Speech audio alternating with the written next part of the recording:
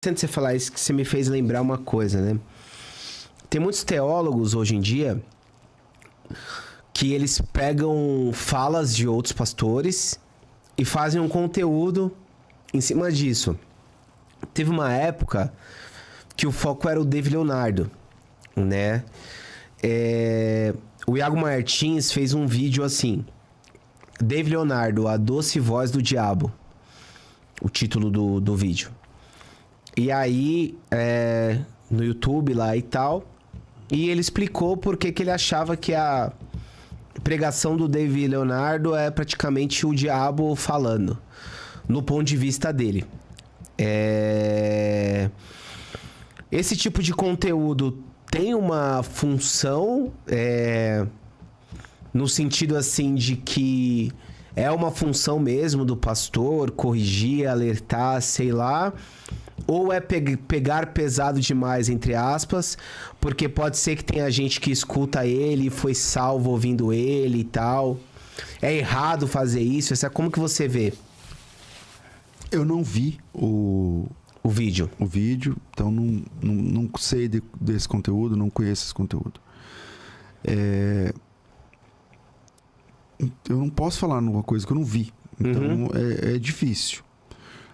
Eu vejo que essa economia da atenção que eu falei que a gente vive é um solo muito fértil para as pessoas pegarem, por exemplo, uma publicação de alguém e que tá hypado essa publicação. Você sabe que hoje em dia isso é uma forma de conteúdo, né?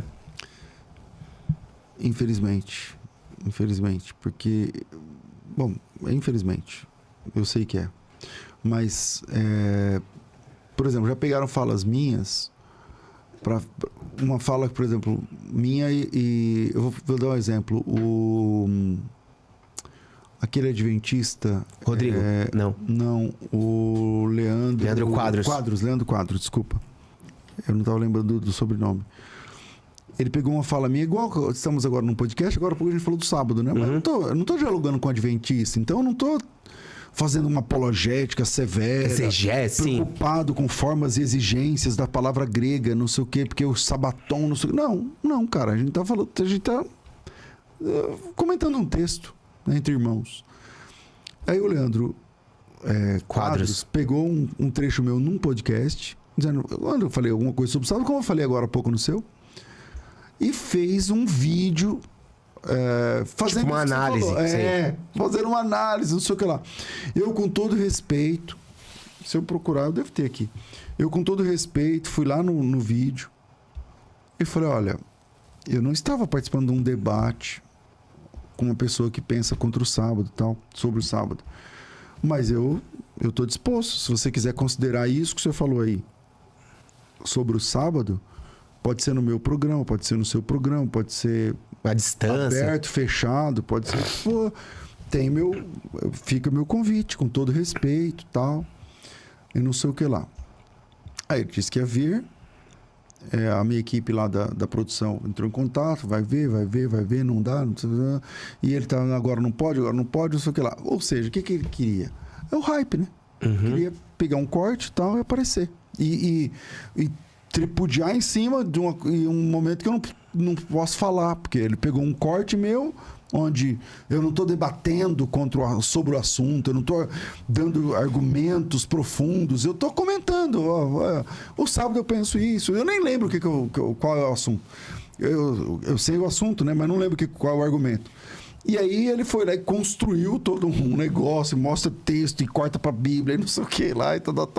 Eu falei, olha, se você quiser aproveitar esse assunto e a gente fazer um debate mesmo, então vamos. Eu aceito. Vamos embora. O tempo que você quiser, onde você quiser, pode ser aqui, pode ser aí, pode ser transmitido, pode não ser. Vamos embora. Aí você foi? Não. Aí tempos atrás o Juliano Fraga, que tem um programa, ele falou assim, começou a fazer debate, de vez em quando ele faz debate no programa dele, ele falou assim, cara, o Leandro Quadros vai vir aqui participar do debate, você não quer vir debater com ele? Eu falei, quero. Eu, inclusive, contei essa história pro Juliano e falou assim, põe meu nome aí, fala que eu vou. Aí ele foi? Não. Aí depois ele marcou um outro para ir lá falar com outro debatedor. Então, fica meu convite aqui pro pastor Leandro Quadros, né? Se quiser um dia, não sou desrespeitoso, não sou desonesto, intelectual, tal. Nunca peguei um vídeo dele para ficar fazendo... Pegar um vídeo que ele tá falando lá para ficar montando isso. Mas a gente vive isso hoje. Esse tipo de conteúdo, não no caso dele, que eu acho que é uma coisa assim, mais teológica, entre aspas. O que eu tenho visto é muito questões assim também de invalidar, entre aspas, o outro cara. Por que tal pessoa é herege, por que não sei o que lá. Cultura de cancelamento. Você acha que divide o reino, assim, de alguma forma? Acho. Infelizmente. Porque assim, se eu tenho que falar alguma coisa sobre... Agora, a gente tá falando de irmãos. Porque se a gente tá falando de irmãos, então eu acho que divide. Agora, se você tá falando de heresias, é uma coisa que aconteceu e tal, é outra coisa. Agora, ficar pegando posições teológicas, ficar zerando as pessoas, com as pessoas. Eu posso até... Agora há pouco eu falei sobre supralapsarianismo, falei sobre determinismos, ismos. Eu não tô falando da pessoa fulano de tal. Minha ideia não é cancelar o pastor fulano, o reverendo ciclano. Não. Meu debate é no campo das ideias. Mas quando a pessoa... Eu sei, a cultura do cancelamento, né? De colocar fulano lá na tela e começar, olha, isso aqui e tal, tem aqui provas, tem não sei o quê. Eu acho que isso é anticristão. Sim. Tipo, eu sei que o pastor trabalha com várias pessoas, é ruim citar nomes, né? Mas tem, por exemplo, aquele trabalho que o Anderson Silva faz de denúncia do cara, de não sei o quê. Aí as pessoas até mandam mensagem pra ele.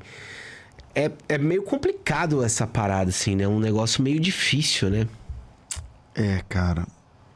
Algumas Porque tá fazendo um trabalho meio da polícia, assim, né? Entra em outra esfera já, né? Então, eu já... A gente começa a crescer assim... quando eu falo crescer, eu não tô falando de idade, eu tô falando de números, né? E as pessoas começam a chamar, por exemplo... essa semana uma pessoa muito grande, tem... Eu nem sei quantos milhões de seguidores tem, tipo 8 milhões. Falou, pastor, tô aflito aqui, tô precisando de uma ajuda, não conheço ele pessoalmente, essa pessoa pessoalmente. Pô, queria um tempo de gabinete com o senhor, posso? Pô, tá bom, vamos lá, vamos sentar e vamos conversar. Isso acontece o tempo todo comigo. E eu tento, na medida do possível, ser bênção ali, entendeu? Agora, de fato, tem coisas que o pastor Anderson fez que eu não concordo, mas tem coisas que ele fez que eu concordo. Por exemplo, tem casos de crime, né? Aí, quando a gente fala de crime, aí também é diferente. Você não vai ficar... Você serve como um facilitador ali pra pessoa, né? Então, é difícil até eu julgar isso, porque aí é com ele, Deus e tal. É uma coisa bem complicada, mas né? Tem um crime envolvido, né? Então é difícil. Por exemplo, eu tô num gabinete pastoral e descubro que você, sei lá, cara, você comete um crime. Falo, peraí, não, esquece ministério. Estão falando de um caso de polícia agora, entendeu? Então você é um bandido, vamos ligar para 190 e você vai sair daqui preso da minha sala. Sim. É assim que eu penso. Sim. Engraçado o que virou, né? Essa questão gospel, né? Tem tantas camadas, né? A internet, né? Deu muitas camadas pra... E aí fica difícil de entender o que você falou. Quando é o hype, quando é a boa intenção de ensinar. No caso, até desses conteúdos de mostrando o conteúdo do outro e falando que tá errado. Fica uma linha muito tênue, né?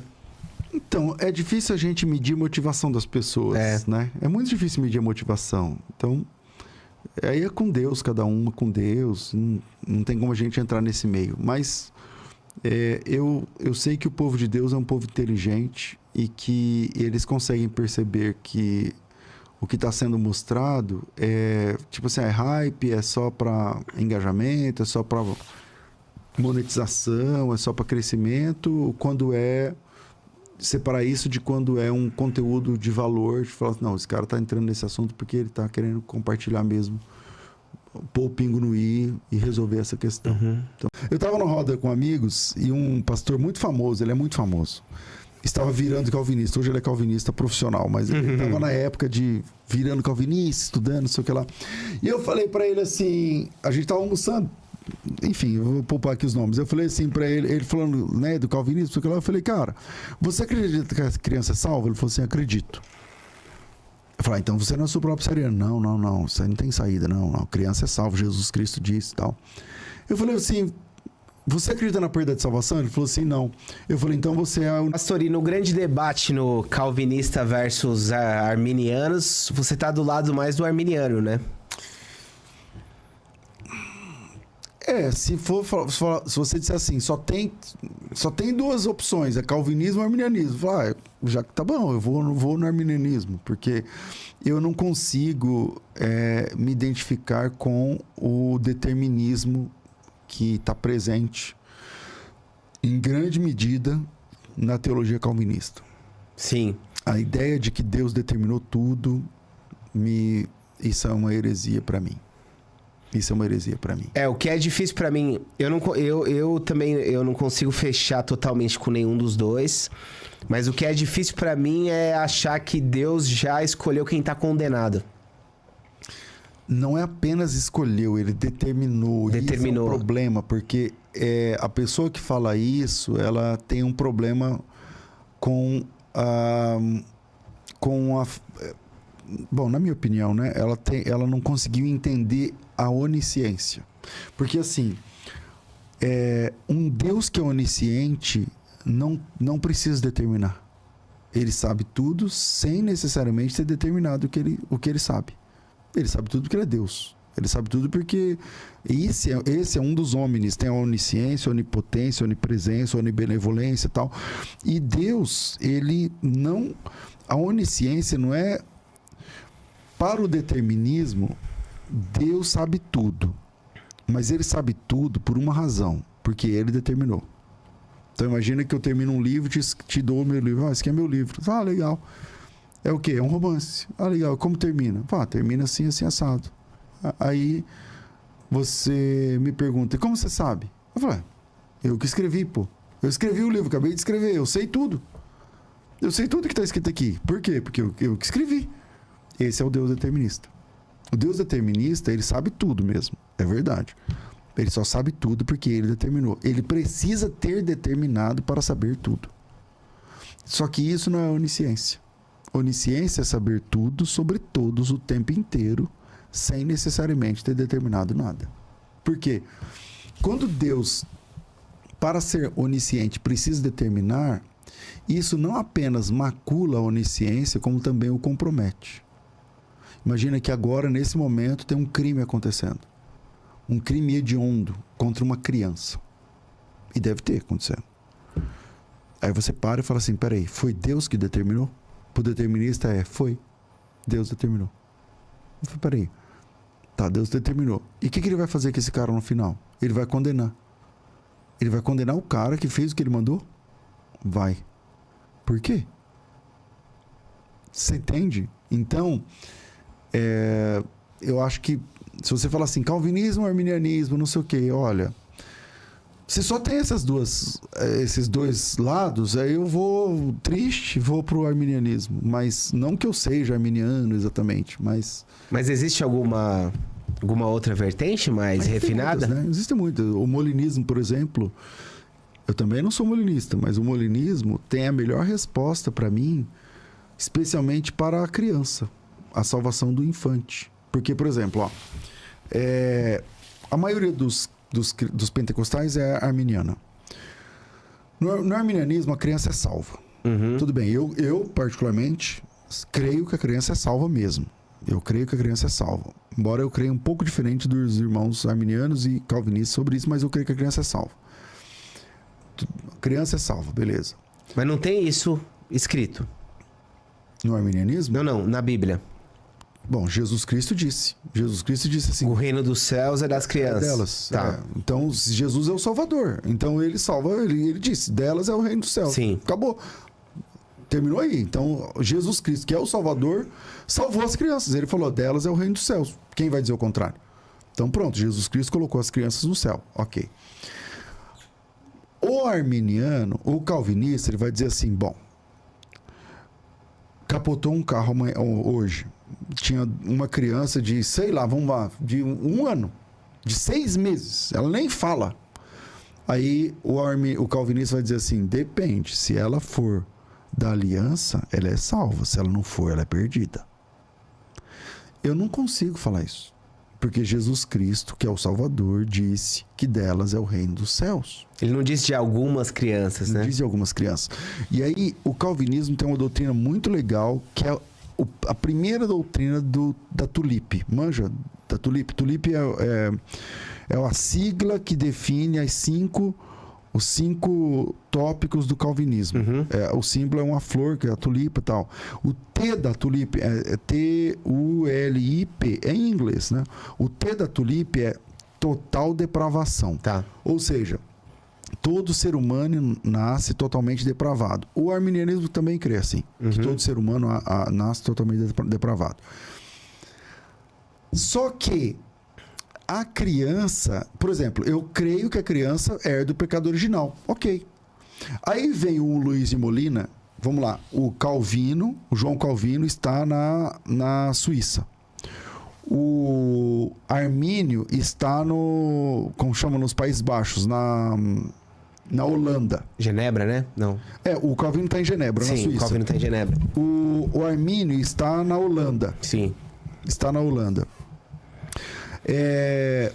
Aí tem um cara que quase ninguém fala aqui, que é o Luiz de Molina, que está na Espanha. Eles são contemporâneos. Esses caras são contemporâneos, eles viveram na mesma época. Uhum. E aí o Luiz de Molina, ele fala assim, que é uma teologia espanhola, ele fala assim, vamos lá, o arminiano, ele diz assim, todo mundo nasce pecador, nasce depravado. A criança também nasce depravada, mas ela tem um salvador, ok. O Calvino fala assim, não, a criança, se ela for eleita, ela é salva, se ela não for eleita, ela vai pro inferno.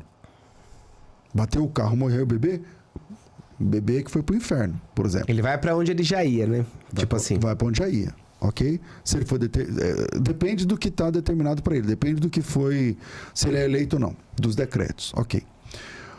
O Molina, ele para e fala o seguinte, ele fala assim, não, cara, vamos lá, vamos entender que todo mundo nasce pecador, beleza. A criança, ela tem a natureza pecaminosa, mas ela não tem a culpa. A criança não tem a culpa do pecado ainda, porque ela nasce com a natureza do pecado. Por exemplo, ela é uma pecadora em potencial, ela é uma pecadora na verdade, mas ela não cometeu um pecado para chamar de seu. Então, por isso Jesus diz para ela, não, a criança é salva. Entende? Então, pode ser que eu não esteja fazendo justiça ao molinismo, porque eu não sou molinista. Mas, para mim, o Luiz de Molina tem uma resposta interessante. Especialmente quando ele fala da salvação do infante, da criança. Porque aí você vem no calvinismo, você tem o supralapsariano, o infralapsariano. O infralapsariano, alguns deles falam assim, não, eu entendo que a criança é salva. Só que aí você cria um outro problema. Quando o calvinista entende que a criança é salva, ele destrói uma outra doutrina calvinista. Porque a criança é salva. Uma vez eu estava numa roda de amigos e um irmão... Que então a eleição só começa a atuar depois da adolescência, entendi. Mas aí não dá, porque, por exemplo, você pegou a ideia. A eleição só passa a atuar depois da idade da consciência, por exemplo. Tá bom. Então, eles acreditam na perda da salvação. Por quê? Porque se a criança era salva e agora não é mais, então tem como perder a salvação? Entendeu? O que você ia falar que você estava numa roda? Eu estava numa roda com amigos e um pastor muito famoso, ele é muito famoso, estava virando calvinista. Hoje ele é calvinista profissional, mas ele estava na época de virando calvinista, estudando, não sei o que lá. E eu falei para ele assim, a gente estava almoçando, enfim, eu vou poupar aqui os nomes. Eu falei assim para ele falando, né, do calvinismo, não sei o que lá. Eu falei, cara, você acredita que a criança é salva? Ele falou assim, acredito. Eu falei, então você não é supralapsariano. Não, isso aí não tem saída, não. Criança é salva, Jesus Cristo disse e tal. Eu falei assim, você acredita na perda de salvação? Ele falou assim, não. Eu falei, então você é universalista. Ele falou, mas o que é isso? Porque o universalismo é a doutrina que acredita que todo mundo é salvo. Uhum. Eu falei, bom, se você acredita que toda criança é salva e ninguém perde a salvação, todo mundo já foi criança, todo mundo é salvo. Aí ficou um silêncio na mesa. Aí ele ficou assim, não, mas como assim? Eu falei, vamos de novo. Você acredita que a criança é salva? Acredito porque Jesus Cristo disse, daí elas é o reino dos céus. Ok. Existe a possibilidade de perder a salvação? Ele falou, não. Então, se você foi salvo quando criança, você não perde a salvação, né? Se toda criança é salvo e ninguém perde a salvação, então você é universalista. É mais ou menos o raciocínio do católico, né? Entre aspas, digo assim. Foi batizado criança, Acabou. tá salvo, né? É. Aí ele falou, não, mas aí não pode. Eu falei, então, repensa, porque ou você abraça o supralapsarianismo, que eu acho que é uma péssima ideia, ou então você tem que repensar isso aí. Mas ele preferiu ficar supralapsariano. Depois, uma pena. É difícil uma ideia que fecha tudo, né? Uma vez eu perguntei pra um pastor calvinista, eu falei assim: então Deus não é bom pra quem ele determinou que a pessoa seria condenada. Tipo assim, se você perguntar pra o cara que Deus determinou que ele fosse condenado, ele não tem como fazer nada pra isso. Ele vai pro inferno, pronto, e acabou. Se você perguntar pra esse cara se Deus é bom, esse cara tem direito de falar que Deus não é bom. Aí o cara falou não. O pastor calvinista falou não. Então, mas é que aí quando eles não têm muita resposta, eles falam, não, mas é pra glória de Deus, a gente não consegue entender tudo e tal. A justiça de Deus é diferente, tipo isso, né? É isso aí, mas vamos lá. Um Deus que determinou tudo, primeiro ele não pode mandar profeta. Porque o que é o profeta? O profeta é o cara que Deus manda falar assim, pessoal, vocês estão loucos? O que nós combinamos? Por que vocês estão fazendo isso? Não é pra cá, é pra cá. Não é isso que eu falei, foi isso. Não é isso que o profeta faz? Mas se Deus determinou tudo, ele não pode mandar profeta. Porque tá todo mundo fazendo o que ele determinou. Todo mundo tá fazendo o que ele mandou. Então, um Deus que determinou tudo não pode mandar profeta. Um Deus que determinou tudo, ele não pode reclamar com as pessoas por elas estarem fazendo o que elas estão fazendo. Então... A própria ideia de julgamento cai, né? Exatamente. Um Deus que determinou tudo não pode julgar a pessoa no final. Entende? Então, o juízo, ele é uma prova inequívoca de que o homem teve opção. Teve opção, sim. Porque se no juízo a pessoa vai ser julgada, então, obviamente, a menos que... É que não tem um texto, né, cara? Não tem um texto pra você dizer que Deus vai julgar a pessoa, mas Deus foi que mandou a pessoa fazer aquilo que ela fez. Então, essa ideia de que Deus determinou o determinismo, a gente consegue perceber. Tem um pastor que chama Berloffa, não sei se você já chegou a levar ele lá alguma vez. Ele é um cara que, tipo, na minha visão, ele é um liberal, assim, né? E ele fala que ele não acredita que Jesus nasceu de uma virgem. Ele não acredita que Jesus ressuscitou da forma que a gente acredita geralmente. E ele é um cara, assim, que tem pego bastante força, assim, né? Na minha visão, ele não se enquadra num cristão. Porque quando você não acredita que Jesus nasceu de uma virgem, que Jesus ressuscitou, que Jesus coisa assim, daqui a pouco você já não é mais cristão, né? Tipo assim, ele praticamente não acredita nas verdades ali do credo apostólico, né? Quando entra nessas categorias, você acha que ele já deixa de ser um irmão, no caso? Já. Acho que já. Ele mesmo fala que não é, né? Então não é. Sim. Não, mas ele fala que ele é cristão. Então, mas assim, o cristianismo, para ser signatário do cristianismo, você tem que assumir algumas verdades, especialmente dos primeiros concílios da igreja. Então, quando você não assume que Jesus Cristo é Deus, que Jesus Cristo é o Salvador, morreu pelos nossos pecados, veio em carne para nos libertar, e vai voltar... Ressuscitou. Ressuscitou ao terceiro dia, vai voltar todo poderoso para julgar vivos e mortos, tal. Se você não subscreve isso, então você não é cristão. Você pode se apresentar como você quiser, mas você não é o irmão. Então, é isso. Entendi. E aí já é diferente. nesse ponto de vista, você corrigir alguma fala dele, alguma coisa, né? Então, mas é que assim, a pessoa que não tem compromisso com a Bíblia, o que está escrito na Bíblia não vale. Ué, tá bom. Segue aí então. A gente tem um documento. E esse documento é régio. Esse documento é o documento da fé, que é a Bíblia. Se o que está escrito na Bíblia não vale, se o que está escrito na Bíblia, que Jesus ressuscitou ao terceiro dia, que subiu vivo, que vai voltar e tal. Se isso aqui não vale, então nós temos fés diferentes. E tá tudo bem, você tem uma fé diferente da minha, você não é meu irmão.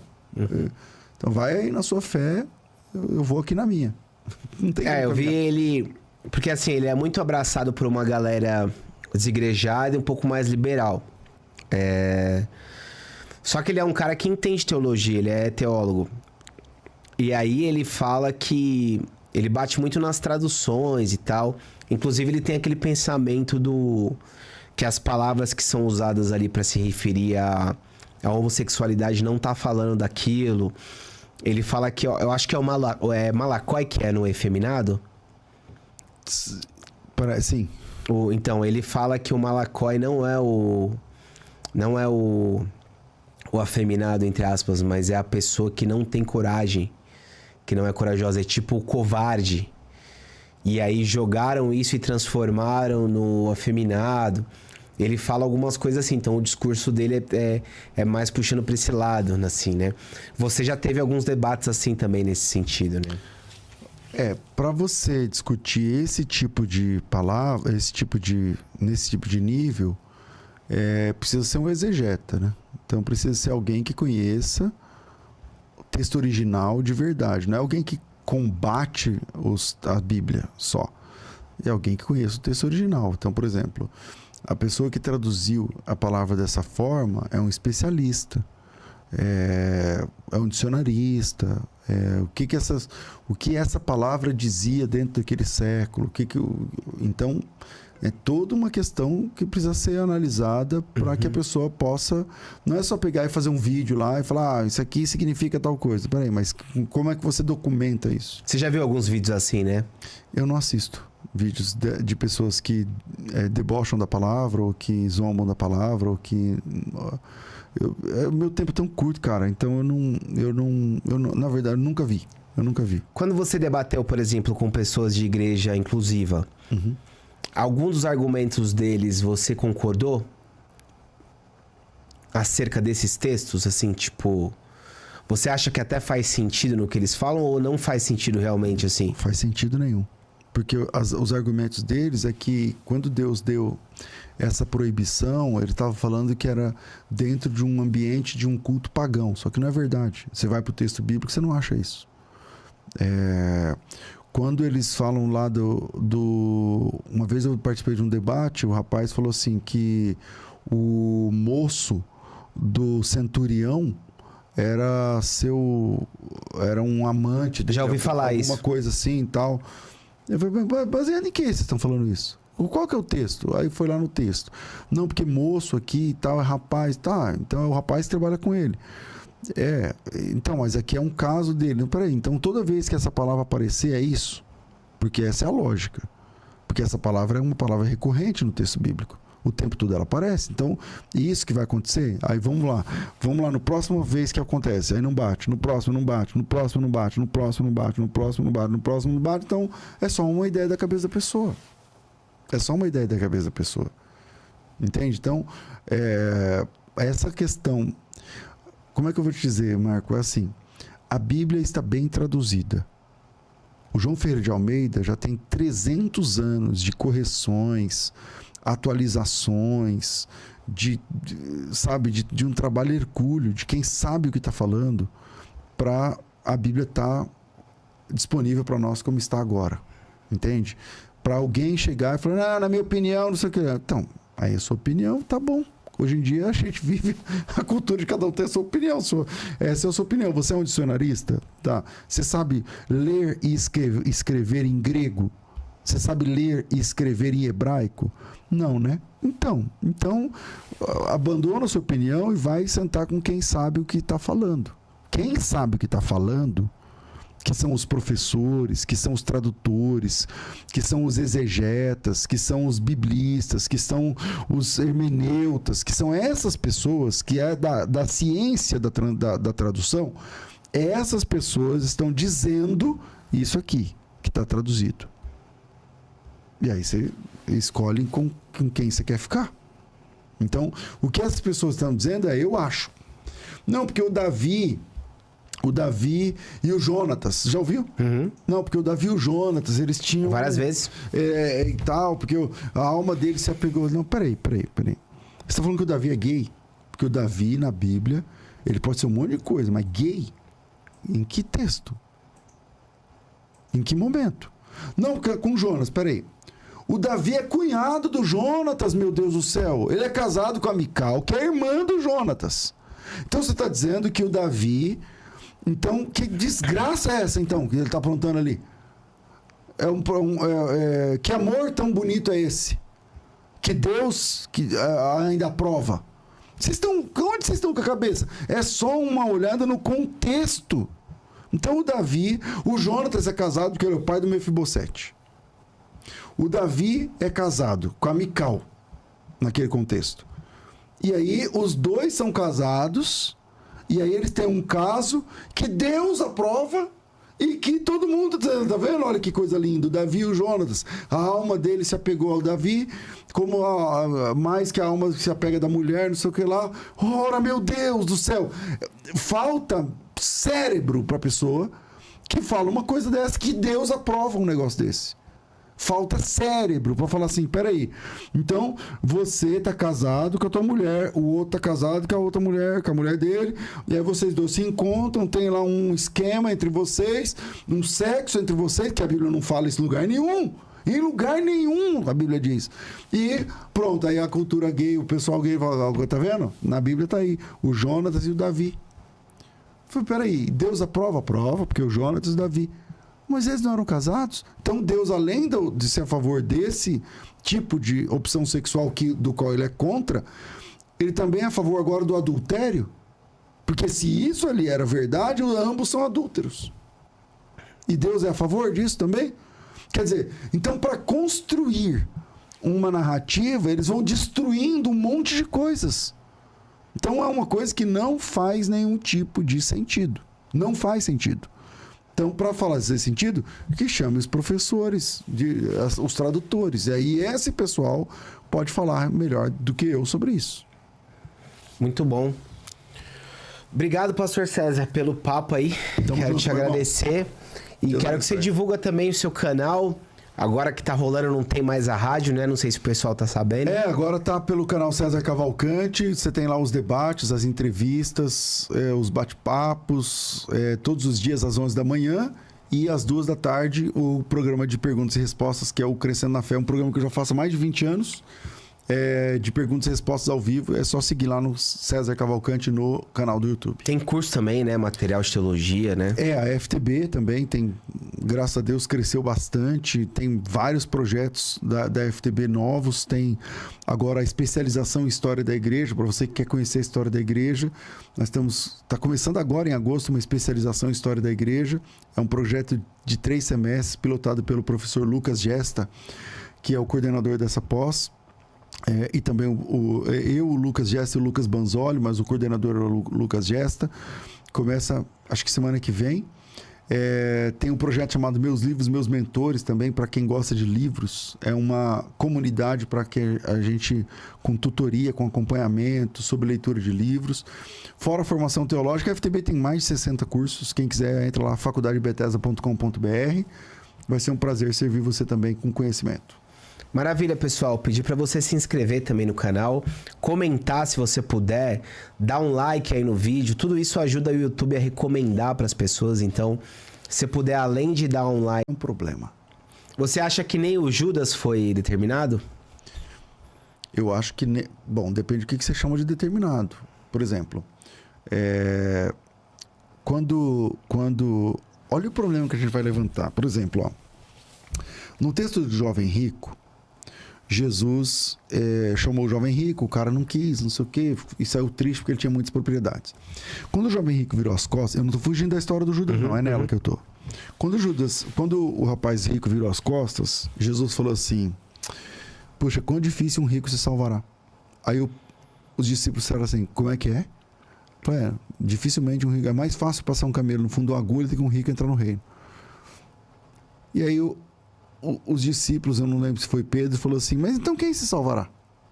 E Jesus falou assim: então, para os homens isso é impossível, mas para Deus é possível. Quer dizer, salvar um rico é muito difícil, mas Deus pode salvar inclusive um rico. E aí eles disseram assim: tá, e nós deixamos tudo e te seguimos, e para nós o que vai ter? Isso é Mateus 19. Aí Jesus disse assim: para vocês que deixaram tudo e me seguiram, na regeneração, ele está falando dos 12, haverão 12 tronos. E a vocês, esses que eu chamei, será concedido sentar em um desses 12 tronos para julgar as tribos de Israel. Quem eram essas pessoas? O Judas estava no meio. Certo? Porque Judas é um dos 12. Jesus escolheu 12. E Jesus disse assim, ó: vocês que deixaram tudo e me seguiram, na regeneração haverá 12 tronos.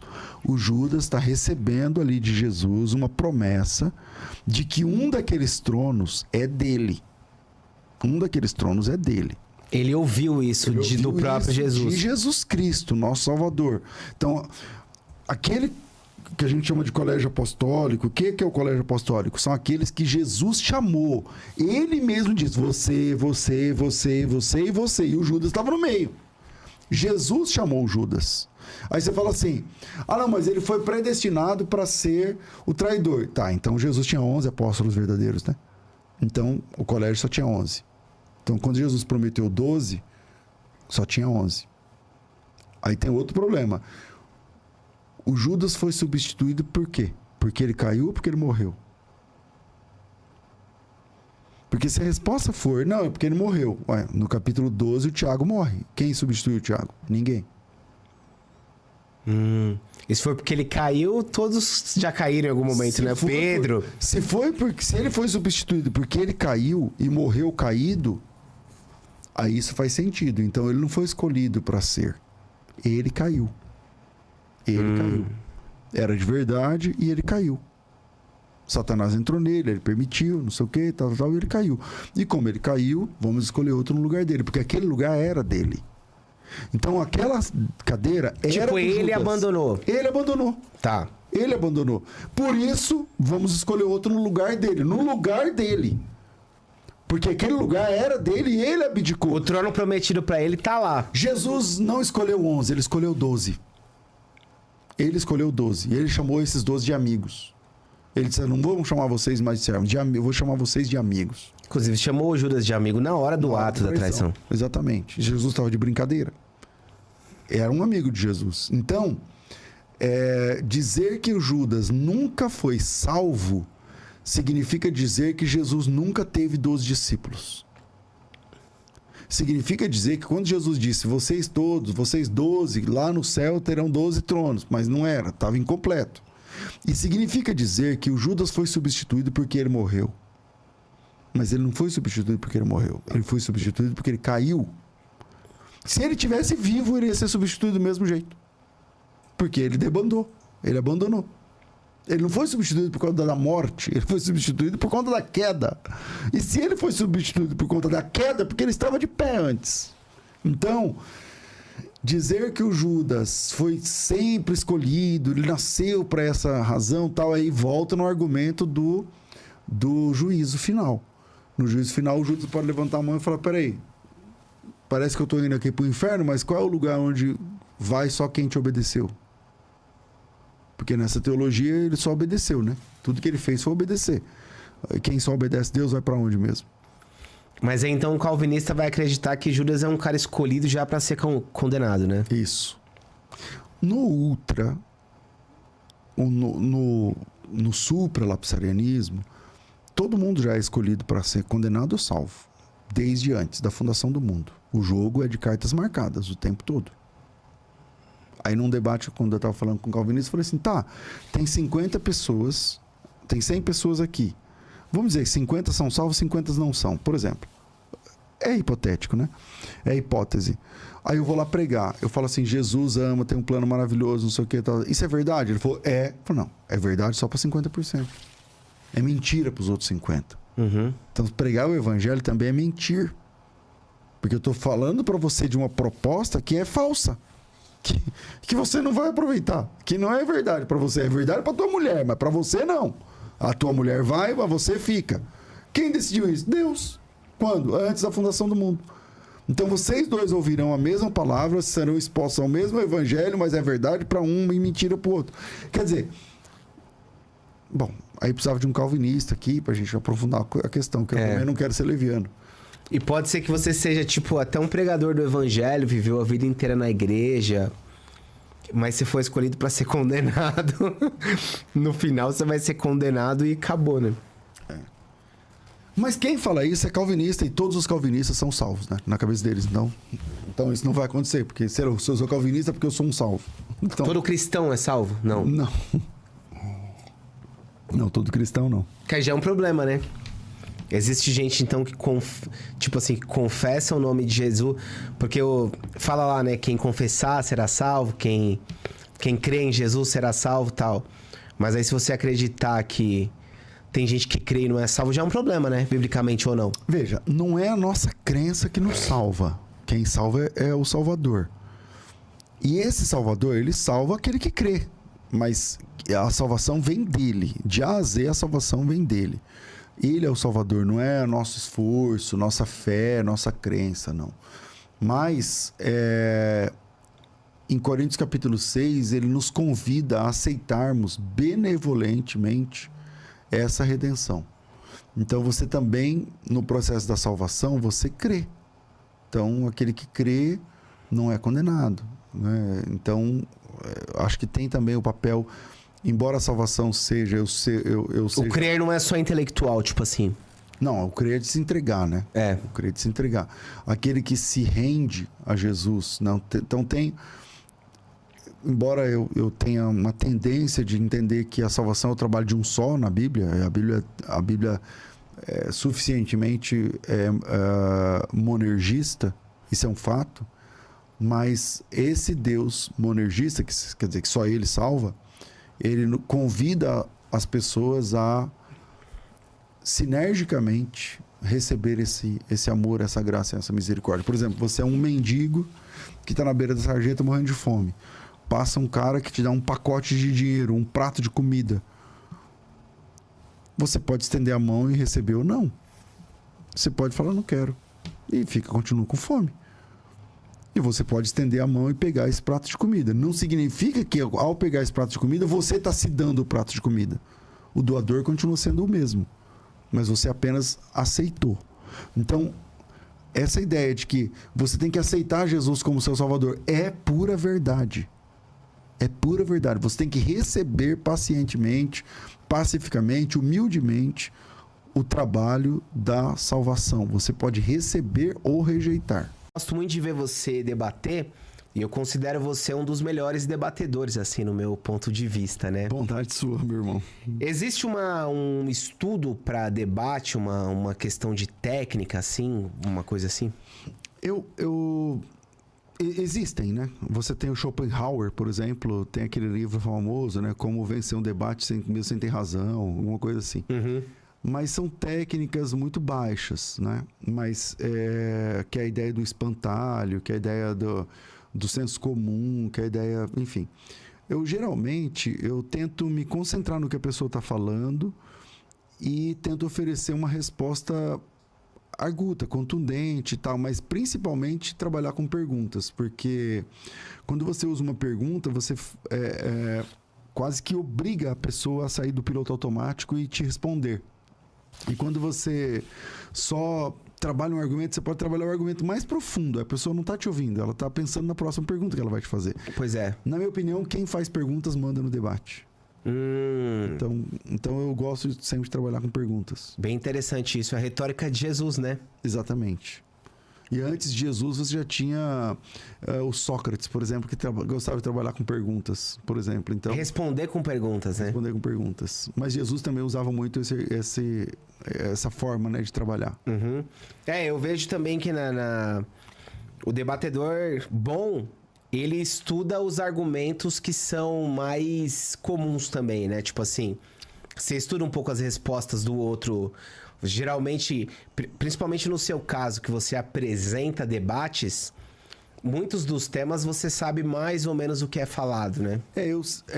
Tem temas que eu não sei, assim, em profundidade, mas os temas que eu já conheço, então eu já sei basicamente os argumentos que vão ser usados de um e de outro lado, mas às vezes o mesmo argumento é usado por pessoas diferentes e usa o argumento com mais, como é que eu vou dizer, maestria, com mais argúcia, com mais profundidade, com mais propriedade do que outros. Então, é muito interessante ver isso. Você ver o mesmo argumento usado por pessoas diferentes, em momentos diferentes, e às vezes funciona, às vezes não funciona. Então, é bem interessante. E acontece também dos debates ficarem bem acalorados, né? Não era para ficar, mas às vezes fica. Às vezes fica. Então, eu já vi uns que fica uma situação bem complicada, né? E uma coisa que eu percebo é que geralmente o ataque à conduta do outro, tipo assim, você não deixa eu falar, ele é usado também como ferramenta, entre aspas, argumentativa, né? Tem muito mimimi, né? Nesse meio. Então tem aquele cara que gosta de se vitimizar, que fica falando assim, você não deixa eu falar, mas ele já tá falando. Uhum. Então ele podia usar isso aí para o argumento, né? Mas aí ele vai dizer, você fica me cortando, não sei o quê. E, de fato, às vezes... Então, você tem algum mimimi, é verdade. A gente fica se vitimizando, tadinho de mim e tal. Mas também, às vezes, é verdade. Às vezes tem pessoa que não deixa o outro falar, fica cortando o outro e tal. E a vida de quem apresenta, né? Quando eu tô fazendo a mediação de um debate, muito é isso. É de falar, peraí, você não deixa ele falar e tal. Às vezes não tá combinado, fala, peraí, a partir de agora vai ter time aqui. Então coloca um tempo aí na tela e vamos pelo tempo, onde um não pode cortar. Eu já pedi para cortar o microfone. Corta o microfone do fulano, deixa o outro falar. Eu acho isso bom. Eu não acho, porque isso acontece porque eu tô perdendo o controle, entendeu? Para não perder o controle, então aí você tem que usar o pulso firme. Já aconteceu de alguém sair do debate? Falar, tipo assim, não vou debater mais? Já. Não, vamos lá. Já aconteceu de terminar um debate e a pessoa levantar e sair sem pegar na mão de ninguém e não querer tirar foto, conversar, nem nada. Depois, aí de um tempo depois ele falou, não, é que eu tava nervoso e tal, não sei o que lá. Durante, não? Eu já terminei um debate na metade e tirei do ar. Caramba! Recentemente. Eu falei, olha, pode cortar, corta aí. Na verdade, eu falei assim, eu chamei o intervalo antes, porque lá... eu fazia pela rádio, então na rádio tem o horário do intervalo, não é igual um podcast na internet só, tem a rádio, tem anunciante, tem um monte de coisa. E aí eu chamei a publicidade, eu chamei o intervalo antes, porque estava acalorado, né, na esperança de dar uma presta atenção no pessoal, né? Então eu chamei, 6 minutos antes, falei, vamos pro intervalo, a gente volta já, tal. Aí na hora do intervalo eu falei, pessoal, vamos lá, isso aqui, vocês são crentes, caramba. Vamos lá, vamos respeitar, não sei o que, tal. Piorou. Fora do ar, piorou. Aí piorou e o cara levantou e quis e tal, não sei o que. Eu peguei e falei, não vai ter mais, eu não vou mais apresentar. E aí a diretoria da rádio veio, não, mas aí tem que terminar. Eu falei, então você arruma outro pra terminar, porque agora quem não quer ficar aqui sou eu. E aí eu falei, não, pode tirar e do meu canal, porque era transmitido pela rádio e pelo meu canal pessoal. E aí eu disse, olha, sempre o canal maior é o meu, porque eu já estou há muitos anos, né? Então eu vou para a rádio, levo essa audiência. Aí eu falei, olha, pelo meu canal não vai transmitir e pode derrubar o que está no ar aí. Pode, como que fala? Eu não sei. Cortar, sei lá. Apagar do canal. Não é que vai só cortar no meio. Aí tirei do ar. Tirou do ar, aí a rádio entendeu, falou, não, se o pastor vai tirar, então vamos tirar também. Aí saiu do meu canal e saiu da rádio. Mas não adianta. Cara, parece um negócio. As pessoas, elas estavam gravando aquele debate. Porque só pode ser. Porque eu derrubei... Por exemplo, O debate era das 11 às 11h30, das 11 ao meio-dia. 11h20, era 11h30, tinha que fazer o intervalo. 11h25 eu fiz o intervalo. Então teve 25 minutos, 26 minutos de debate no ar. Eu tirei do ar, mandei derrubar e mandei tirar do ar lá, do canal. No outro dia tava todo mundo fazendo corte do que... Eu falei, como eles tinham isso aí? Como que eles conseguiram gravar? Então, é que o próprio iPhone tem aquele mecanismo de gravar a tela, né? Eu acho que é isso que os caras fazem. Mas eles gravaram tudo, eles gravaram o programa. Enfim, mas respondendo, já aconteceu de terminar pela metade. E foi uma pena. Caramba, cara, caramba. Eu vejo assim que quando faltam os argumentos, às vezes a violência aparece, né? Quando o cara se sente muito, assim, atacado, entre aspas, na questão argumentativa mesmo, começa a aparecer um outro lado do cara, estranho, né? Então, mas aí fica claro que a pessoa perdeu o argumento, né? Se ela tem que apelar para esses instintos, para esses subterfúgios, ou então a pessoa que gosta de ficar zombando. Tipo assim, eu não consigo vencer você no argumento, então eu vou ficar te zombando, entendeu?